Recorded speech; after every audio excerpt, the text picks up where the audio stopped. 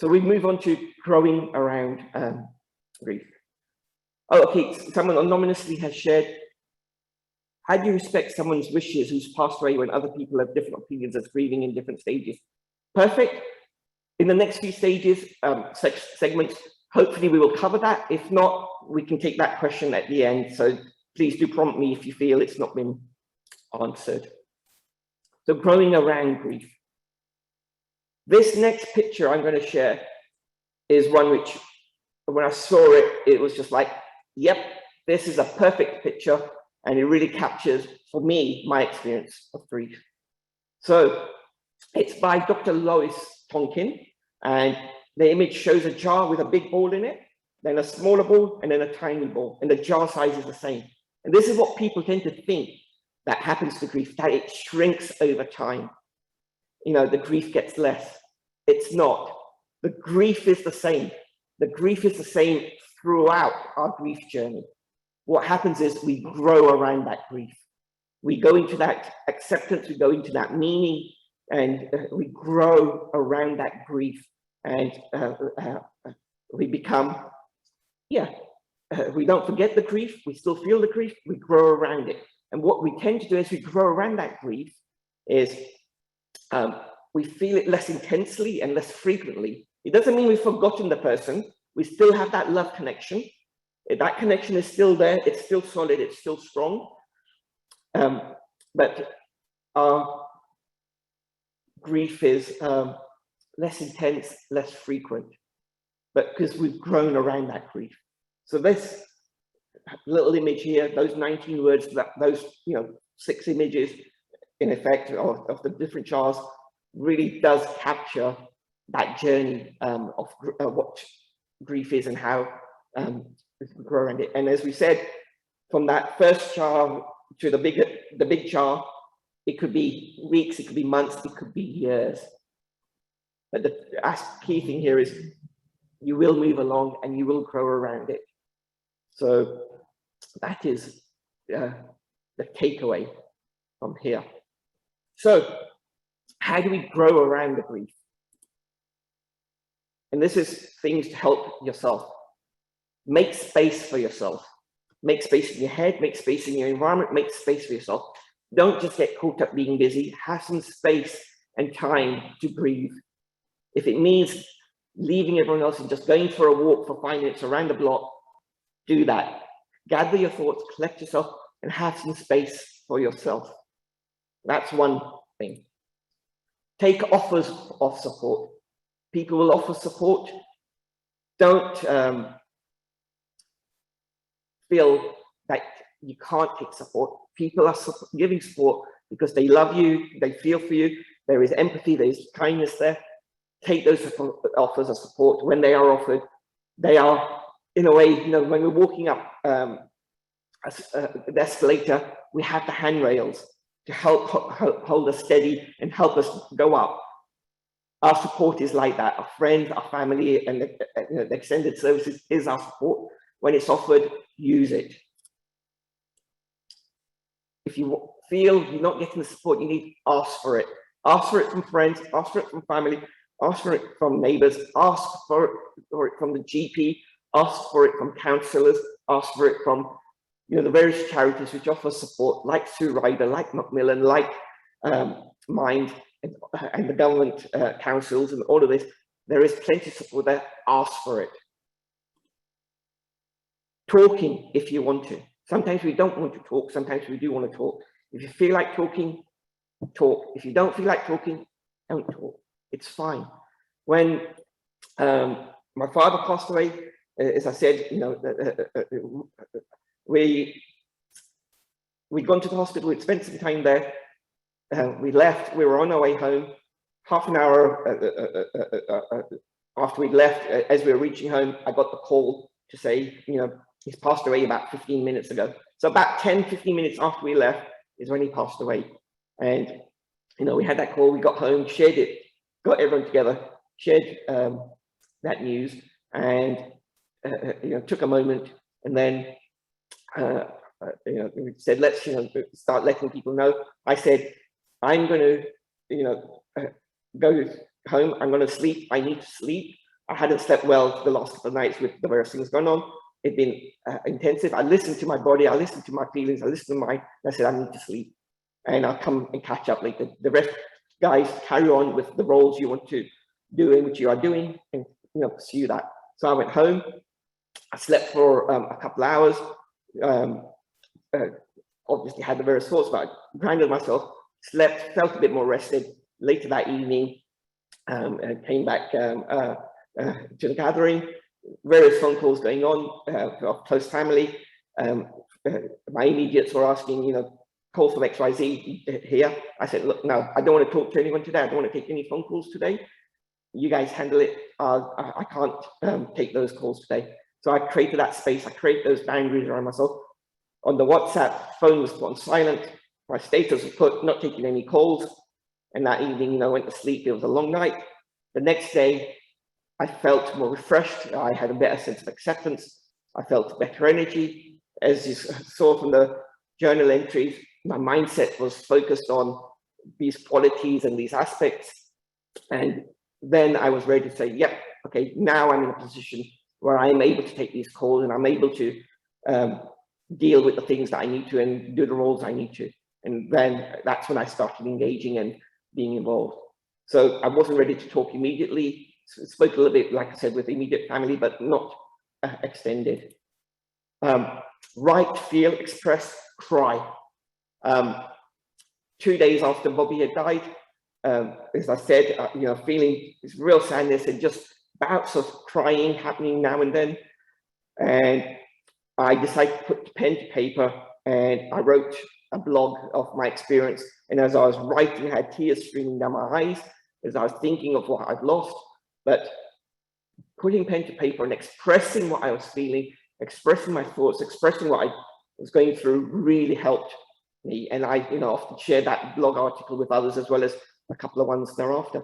And it let me take out from my head and my heart what I was feeling and express it out. So write, talk, do what works, and cry. Regarding crying, the day after we had the public prayer meeting, the next day was a Monday. It was, I think, mid-morning, early afternoon. Rest of everyone else was busy elsewhere. I was back at my place. I went into the lounge and just felt, okay, I don't want any disturbance, and I just want to have a good cry and just wallow in my grief and just have a really good cry and really, feel those expressions and feel those emotions. And just as I was,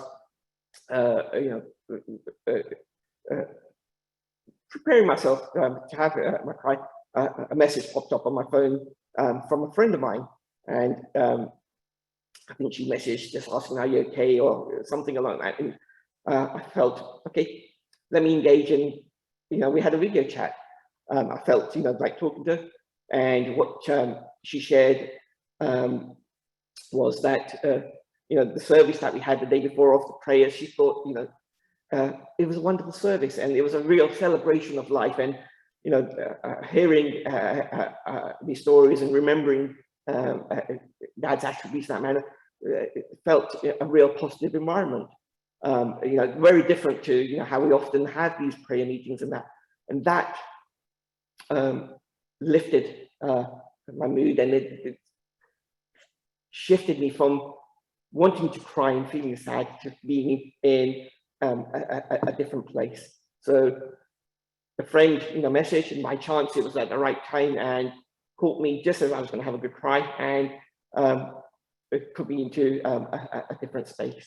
So feel the emotions. Don't worry about not feeling them. If you want to cry, cry. If you want to feel sad, feel sad. Feel them, acknowledge them, be aware of them. Keep some routines and activity that you regularly have. Like I said, mine were the self-care practices, and make sure you're eating and drinking sensibly, because remember, the survival instincts kicked in, your sleep is going to get out of whack, your body is in shutdown mode trying to be survival, so digestion, food, all of these things go out of whack. But make sure you are doing these things so that you can keep your immunity strong, not catch more illnesses, and recover. Yeah, so that's the self-care: eat, drink, sleep, meditate, walk, practice, journaling, all of those things. Create boundaries.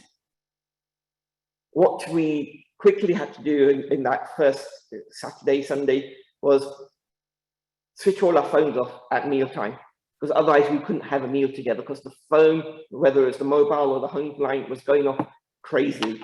And we weren't able to have that time to enjoy, have the meal, be together in each other's company, or even discuss, funeral plans, prayer plans, or whatever we needed to discuss, because we were constantly meeting the needs of that phone ringing. And there was one time on that Saturday morning, on the day after, where 5 phones were on go at the same time, the home line and 4 other mobile phones, and then the phones being passed on this one person.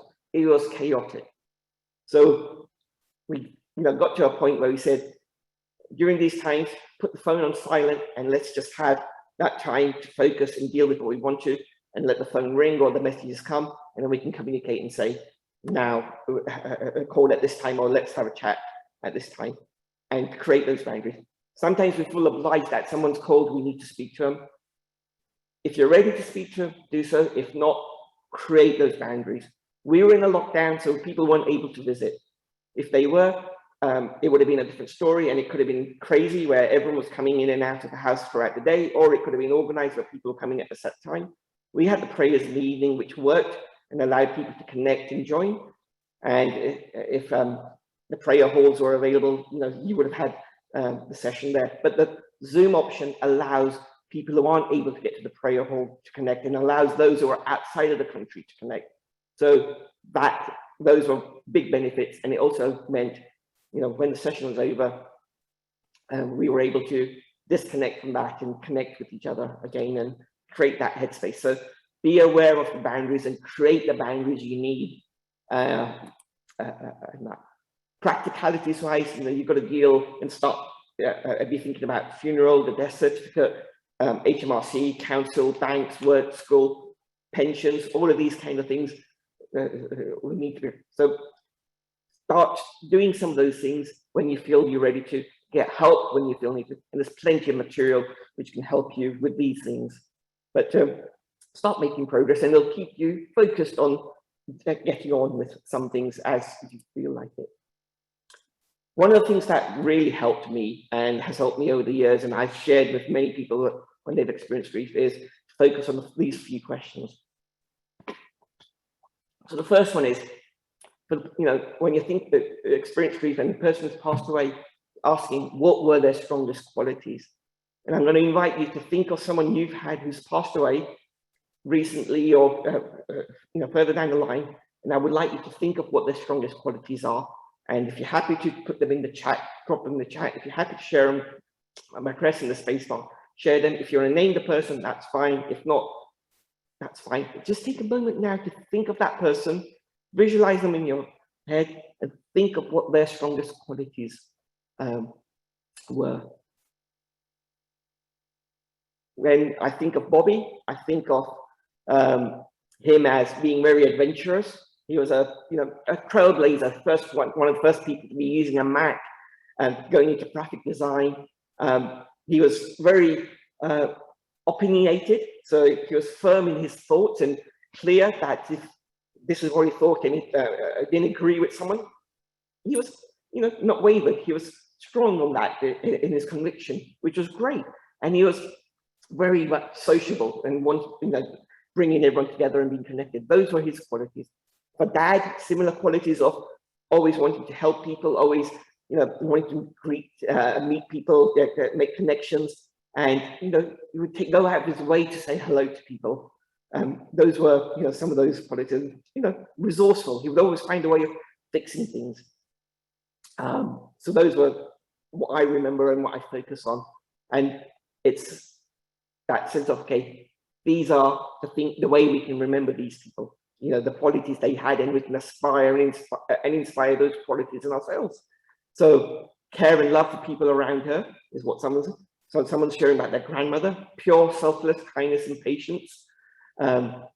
Service to mankind was Chandupai's motto in life. A true giver, carer, loved her family and friends. Inspiration, caring, loved everyone, and thoughtful. Awesome. So when you are sometimes, feeling a bit down and missing someone, think of these qualities of them And even, feel free to write them down, and even feel free to, on anniversaries, whether it's birthdays, death anniversaries, or when you've had a get together, remember the person and discuss some of these qualities, and also maybe discuss how they express these qualities, stories, anecdotes, examples. What was their life motto? What were their key principles? Share these so the younger generation can remember and be aware. What were some of your fondest memories? These are, ones which can bring a smile to our face.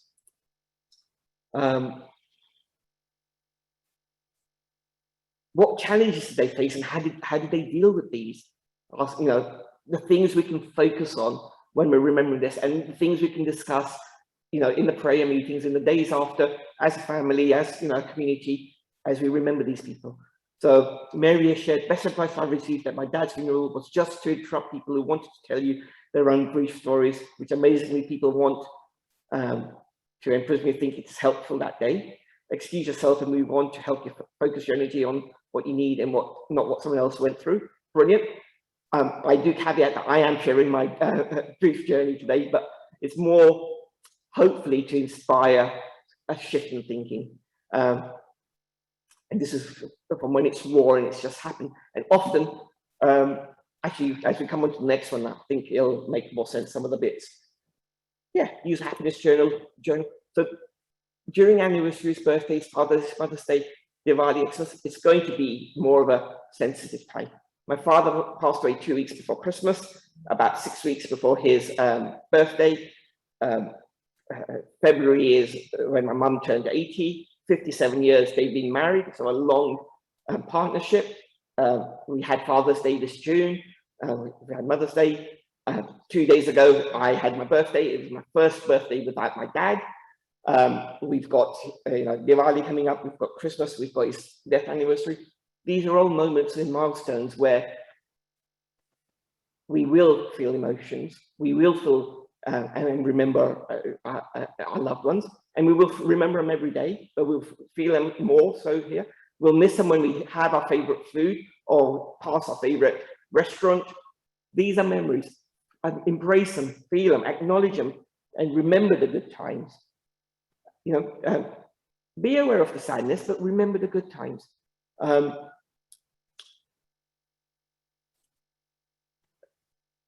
Yeah, that's good for there. Have the difficult conversations. So how you can help yourself and help those around you is have these difficult conversations. Why you can have these difficult conversations.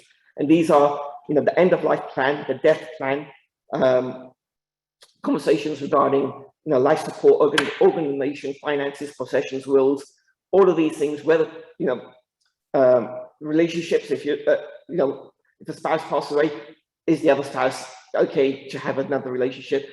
Discuss those things while you can, so there's no doubt left. What music will be played, ashes distribution, who to say what words, family, friends, who to invite to the funeral, allocate who's in charge of what things, and sort out the paperwork and all of these things. These are the things that we can do. How you can help others, empathy, compassion, kindness, presence, and love. It stems from there, it stems from that love, it stems from the heart, especially during anniversaries, birthdays, all of those times when someone else is going through that. Come from that base. Helping someone else, give them space, support. We had people helping to offer food and cooking, helping to get shopping done, practical things like that. Check in with them now and then, especially weeks and months later. Talking if they want to, otherwise just listening, not asking what happened. Often we have that tendency to phone up straight away. What happened? How did I die? Where did they die? Did they have an illness? Sometimes the people who just experienced this don't want to keep on saying these things, reminding themselves or sharing with others. So it might not be the best time to ask what happened. It might be the best time to just ask, how can I help you? What support do you need? How are you? Or I'm here for you, and letting them know those things. And doing that on an ongoing basis. Helping with funeral info, going on errands, getting medicines. Sue Ryder had grief support. They've got a card pack and a website. It's brilliant. You can get it for free. I'll give you details of this. You get cards, you get a leaflet. These are things you can get hold of now, so you have them available, and you can use those when someone close to you has passed away, and or when you know someone who's grieving or has just had a loss, and you can use those to create that support and connection and let them know they're there. So it's well worth looking to. They're not sympathy cards, they're grief kind cards. Get them a plant to look after. It gives them some meaning, it gives them some purpose, it gives them something to look after, it gives them a routine. It's there as a show of life. A friend gifted us some flowers, a plant, when my father passed away. My mum loved looking at it. It's flourishing, it's blooming, and we water it, and it's, you know, joyful to look at. Contact and connection, really important. Cross off 6 more items on your list, and I'm going to speed up a little bit now as we come towards the final segments. You guys are lucky that you don't have far to travel home, but we will need to vacate this space soon, but I will plan through on that. We're okay for a little bit over? Great.